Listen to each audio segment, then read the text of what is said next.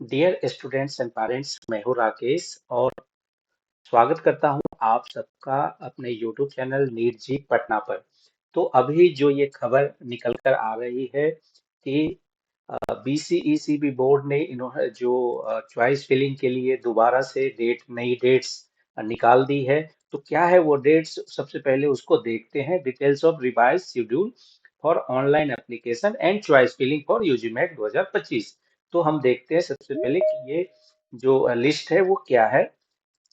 अब इसमें आप देखेंगे स्क्रीन पे, ये अभी अभी सूचना आई है 12 अगस्त को। कल ही मैंने बताया था आपको कि ये ऐसी सूचना जल्दी ही रिलीज होगी, एक दिनों के अंदर। तो इसमें इन्होंने दिया है कि विज्ञापन संख्या जो है 8 अगस्त के क्रम में यूजी मैक 2025 से संबंधित सभी अभ्यर्थियों, संस्थानों एवं सर्वसाधारण को सूचित किया जाता है कि माननीय उच्च न्यायालय पटना द्वारा Netaji Subhash medical college and hospital और जो बिहार राज्य सरकार के केस था, जो हाईकोर्ट में केस चल रहा था, उसके अनुसार जो सीटें थी उसको विलोपित कर दिया गया है।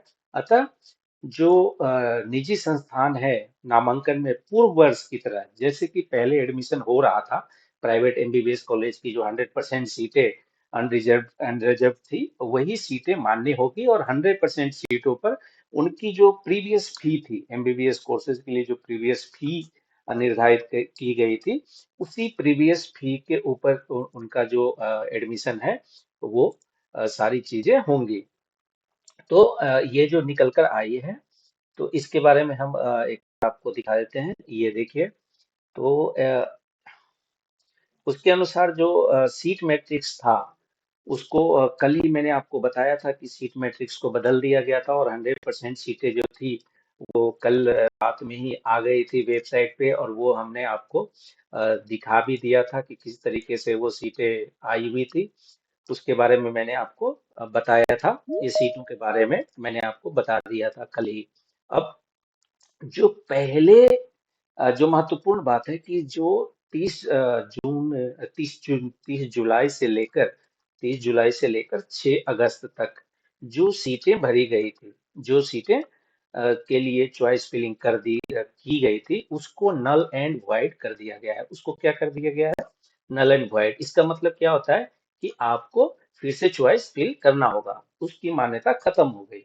अब जिन अभ्यर्थियों ने उस अवधि में रजिस्ट्रेशन और सबमिशन ऑफ एप्लीकेशन की जो प्रक्रिया थी वो पूरी कर ली है, उस समय जो डेट्स दी गई थी उस समय जो इसको पूरे प्रोसीजर को पूरा कर लिया था, उन सभी को निम्नलिखित पुनर्निर्धारित कार्यक्रम के अनुसार वही बच्चे फ्रेश चॉइस फिलिंग करने के लिए अनिवार्य होगा, अन्यथा वो सीट अलॉटमेंट प्रोसेस से बाहर हो जाएंगे। इसका मतलब क्या हुआ कि कुछ बच्चे जो सोच रहे थे कि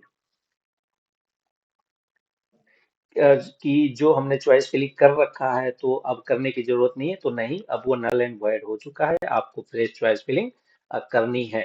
और अगर आप नहीं करते हैं उस निर्धारित टाइम फ्रेम में, तब उसके लिए आप खुद ही जिम्मेदार होंगे। पैरा 4 वो बोल रहे हैं कि नीट यूजी 2025 क्वालिफाइड जो अभ्यर्थी हैं, जो किसी कारण से रजिस्ट्रेशन और submission of application cum choice filling नहीं कर पाए थे, वो भी नीचे दिए गए कार्यक्रम के अनुसार फ्रेश रजिस्ट्रेशन और submission of application cum choice filling कर सकते हैं। तो ये बहुत ही बड़ी बात है, क्योंकि बहुत सारे पेरेंट्स जो थे उन्होंने इस विचार में नहीं किया था, रजिस्ट्रेशन कर लिया था कई पेरेंट्स ने, और वो चॉइस फिल नहीं किए थे कि वो फी कहाँ से देंगे, उतनी बड़ी जो बढ़ी गई थी राशि प्राइवेट कॉलेज के लिए, उसकी बात कर रहा हूँ मैं। तो ये एक बहुत ही बड़ा मौका है, जो बच्चे छूट गए थे रजिस्ट्रेशन करने के लिए, उनके लिए तो वो फिर से रजिस्ट्रेशन कर सकते हैं। अब मैं आपको दिखाता हूँ कि जो रजिस्ट्रेशन की डेट्स दी गई हैं वो क्या है। तो पैरा 5 ये बोल रहे हैं कि जो उपरोक्त बातें हैं उसमें रजिस्ट्रेशन और submission of application cum choice filling तथा editing correction of application form data का जो डेट्स है वो पुनः निर्धारित किया जाता है। अब इसमें इन्होंने दिया है कि revise seat matrix posting on bureau website 12 अगस्त 2025, ये कल ही आ गया था और ये हमने आपको बता भी दिया था अपने यूट्यूब वीडियो में। अब revise date for fresh online registration and submission of application, choice filling, editing etcetera for round 1 and round 2। आपको पता है कि बिहार में राउंड 1 और राउंड 2 के लिए एक ही बार रजिस्ट्रेशन होता है। उसकी तारीख जो दी गई है वो दी गई है कल से, यानी कि 13 अगस्त 2025।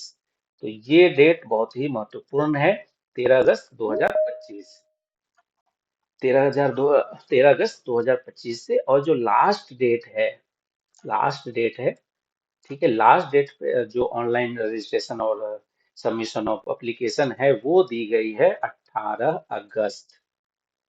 ठीक है, तो मोटा मोटी आपके पास 6 दिनों का टाइम दिया गया है एप्लीकेशन फॉर्म भरने के लिए।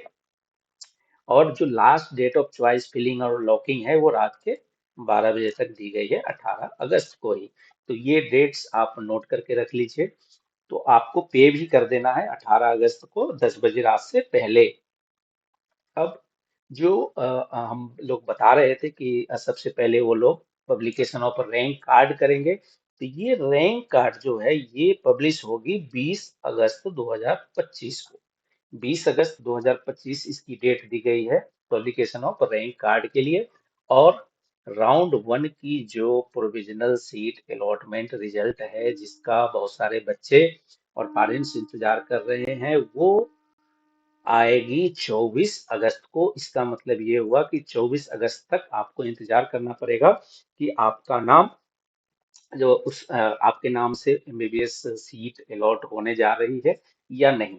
और downloading of allotment order round 1 के लिए 24 अगस्त से लेकर 28 अगस्त के बीच में तय की गई है। इसका मतलब कि ये जो समय है 24 अगस्त से लेकर 28 अगस्त के बीच में आप डाउनलोड करेंगे। और डॉक्यूमेंट और verification and admission for round 1 ये 26 अगस्त से लेकर 28 अगस्त के बीच में आपको करना है। मतलब कि आपके पास 3 दिनों का टाइम दिया गया है, 26, 27 और 28 अगस्त 2025। तो ये बहुत बड़ी बात निकल के सामने आ रही है और ये सभी अभ्यर्थियों के लिए, पेरेंट्स के लिए खुशी है।